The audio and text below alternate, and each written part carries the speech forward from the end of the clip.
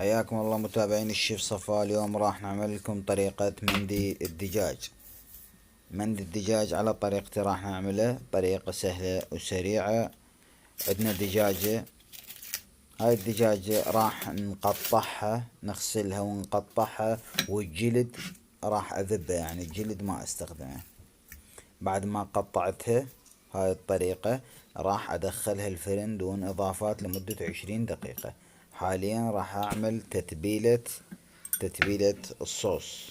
تتبيلة الصوص نستخدم ملعقتين كاتشب، رشة ملح، بابريكا، ملعقة سماق، ملعقة صغيرة سماق، ملعقة صغيرة عسل،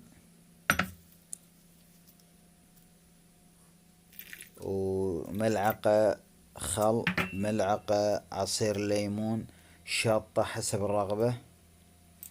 وعندنا لون غذائي مع ملعقة زيت خفقناه وضفناه، ملعقة لون غذائي برتقالي على مود يعطينا هذا اللون الذهبي. حاليا راح نعمل الرز.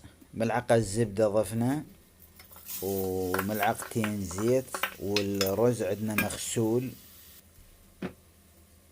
راح نضيفه. عندنا كوبين رز، كوبين ونص مي.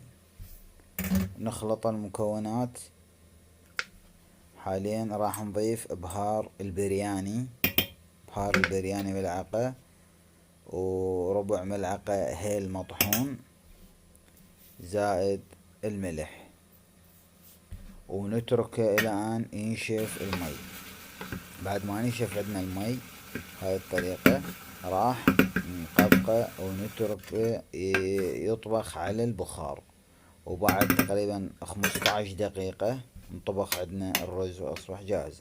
هسه عندنا الدجاج راح نثقبه بالسكين بهاي الطريقة، ونرجع نضيف له التتبيلة، نمسح بالتتبيلة من جميع الجهات، ونشبعه تشبيع بالتتبيلة، ونرجع للفرن مرة ثانية لمدة 15 دقيقة. حاليا راح نعمل الحشوة. البطاطا مقطعة مكعبات، وعندنا مكسرات حسب الرغبة، يعني المكسرات اللي متوفرة عندكم، ونقلبها. وراح اضيف لها الصوص البقع عندنا مع تتبيلة الدجاج، ونقلبها تقليبة سريعة واصبح عندنا جاهز. حاليا ضفنا بصينية التقديم الرز، ما شاء الله شوفوا الرز شلون نثري. وراح نضيف الحشوة، نوزعها بهاي الطريقة، وقطع الدجاج شوفوا لونها ما شاء الله، هذا اللون الذهبي. وهسه حاليا راح نضيف فحمة، ونضيف عليها ملعقة زيت، وندخلها الفرن لمدة 10 دقائق.